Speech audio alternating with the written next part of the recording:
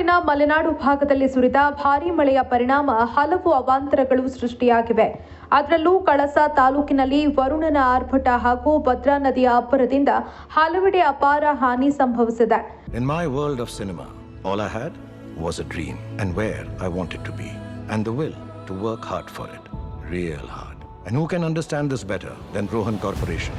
After all, it has only taken them 30 years of hard work, passion and dedication to have built success. Rohan Corporation India Private Limited, signature of trust. ಮಳೆರಾಯನ ಅಟ್ಟಹಾಸಕ್ಕೆ Bhadra ನದಿಯ ನೀರು ಅಪಾಯಕಾರಿ ಮಟ್ಟದಲ್ಲಿ ಹರಿದು ಬಂದ ಪರಿಣಾಮ ಕಳಸಾ ತಾಲೂಕಿನ ಸಂಸೆ ಸಮೀಪದ ಹೊಸಮಠ ಗ್ರಾಮದ ಅಶೋಕ್ ಅನ್ನೋರ ಕೃಷಿ ತೋಟ ಜಲಾವೃತಗೊಂಡಿದೆ. ಕಷ್ಟಪಟ್ಟು ಬೆಳೆಸಿದ್ದ ತೋಟಕ್ಕೆ ಪ್ರವಾಹದ ನೀರು ನುಗ್ಗಿ ಕಾಫಿ, ಅಡಿಕೆ, ಬಾಳೆ ಮತ್ತು ಏಲಕ್ಕಿ ಗಿಡಗಳನ್ನು ಬುಡ ಸಮೇತ ಕೊಚ್ಚಿಕೊಂಡು ಹೋಗಿದೆ. ಫಸಲಿಗೆ ಬಂದಿದ್ದ ಕಾಫಿ ಗಿಡಗಳು ಸಂಪೂರ್ಣ ನಾಶವಾಗಿದ್ದು ರೈತನ ಶ್ರಮವೆಲ್ಲ ನೀರು ಪಾಲಾಗಿದೆ. ಜೀವನೋಪಾಯಕ್ಕೆ ಆಸರೆಯಾಗಿದ್ದ ತೋಟ ಮತ್ತು ಮನೆಯನ್ನ ಕಳೆದುಕೊಂಡಿರುವ ಅಶೋಕ್ ದಂಪತಿ ಕಣ್ಣೀರಿಡುತ್ತಿದ್ದಾರೆ.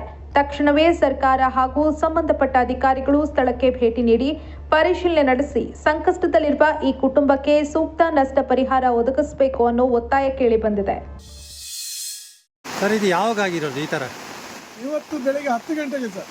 10 ಗಂಟೆಗೆ 10 ರಿಂದ 12:30 ತನಕ ಇದೇ ಥರ ನಾವು ನೋಡಿ ಹೆದರಿ ಎಲ್ಲ ಮನೆ ಹತ್ತಿರ ಎಲ್ಲ ಸಿಟೌಟ್ವರೆಗೂ ಬಂದಿದೆ ನೀರು. ನನ್ನ ಮನೆದು ಒಂದು ಅಡಿಕೆ ಗಿಡ ತೋಟೆಲ್ಲ ನಾವೆಲ್ಲ ಸಾಲ ಮಾಡಿ ಧರ್ಮಸ್ಥಳ ಸಂಘದಲ್ಲಿ 3 ಲಕ್ಷ ತೆಗೆದು ಗಿಡ ನೆಟ್ಟು ಇಷ್ಟು ಕಷ್ಟಪಟ್ಟು ಇವತ್ತು ನಾನೀಗ 4:15ಗೆ ಪಂಚಾಯತಿಗೆ ಹೋಗಿ ಹೇಳಿದಾಗ ಅಲ್ಲಿ ಒಬ್ಬರು ಸಿಕ್ಕಿದ್ರು. ಅವ್ರಿಗೆ ಹೇಳಿದೆ, ಅವ್ರು ಹೇಳಿದ್ರೆ ಸೋಮವಾರದವರೆಗೂ PDO ಅಲ್ಲ, ಸೋಮವಾರ GPS ಫೋಟೋ ಮಾಡಬೇಕು, ನಾವು ಸೋಮವಾರ ಬಂದು PDO ಕರ್ಕೊಂಡ್ಬಂದು GPS ಮಾಡಿದ್ಮೇಲೆ ಮತ್ತೆ ನಿಮಗೆ ಅದೇನು ಅಂತ ಮತ್ತೆ ಕೃಷಿ ಇಲಾಖೆಗೆ ತೋಟಗಾರಿಕೆ ಇಲಾಖೆಗೆ ಕೊಡ್ತೀವಿ, ನಾವೆಲ್ಲ ಇದು ಮಾಡ್ತೀವಿ ಅಂತ ಹೇಳಿದ್ದಾರೆ.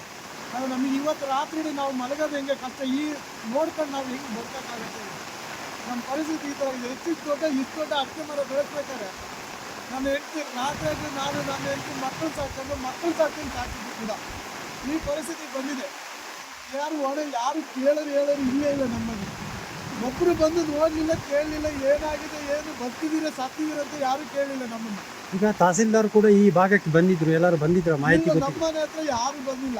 ಅಲ್ಲ, ಮಾಹಿತಿ ಏನಾದ್ರು ನೀಡಿದ್ರ ಅವರಿಗೆ? ಮಾಹಿತಿ ಅವರಿಗೆ ನಾವು ತಹಸೀಲ್ದಾರಿಗೆ ಯಾರು ನೀಡಲಿಲ್ಲ.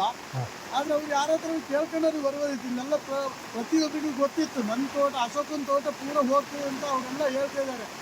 ಅವ್ರ ತೋಟ ಅಲ್ಲಿ ಪಾಪ ಹೋಗ್ತಂತಂದು ರಿವರ್ ಹಿಡಿದು ಹೋಗ್ತ ಶ್ರೇಣಿಕ್ ಅವರು ಬೊಬ್ಬೆ ಹೊಡೆದು ಕಿರ್ತಾ ಇದ್ರು ಅವಾಗಿಂದ.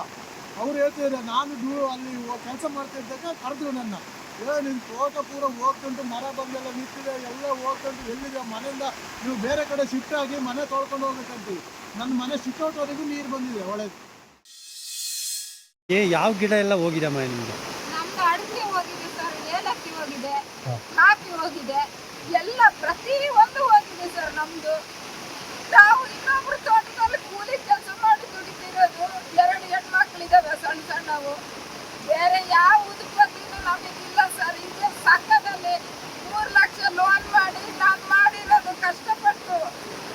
ಕೆಲ್ಸಕ್ಕೆ ಜನ ಇಲ್ಲ ಸರ್, ಮನೆ ಬೇರೆ ಸರಿ ಇಲ್ಲ ನಮ್ದು. ಕೊಟ್ಟಿಗೆಯಲ್ಲಿ ಅಡಿಗೆ ಮಾಡಿ ಊಟ ಮಾಡ್ತಿರೋದು. ನಮ್ಮ ಮನೆಯವ್ರದ್ದು ಕಾಲು ಫ್ರಾಕ್ಚರ್ ಆಗಿ ಅವರಿಗೂ ಕೆಲಸ ಮಾಡಂಗಿಲ್ಲ. ಇಷ್ಟೆಲ್ಲ ಯಾವ ಅಧಿಕಾರಿಗಳು ಕೇಳಿದ್ರು ಏನು ಎಂತ ಕೇಳಕ್ ಬಂದಿಲ್ಲ ಸರ್ ನಮ್ಮ ಮನೆಗೆ.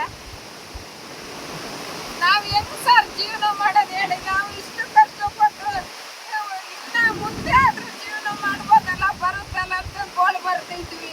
ಏನು ಇಲ್ದೇನೆ ಪರಿಸ್ಥಿತಿ ಹೀಗಾಗಿದೆ ಸರ್. ನಾವು ಏನ್ ಮಾಡೋದು ಹೇಳಿ?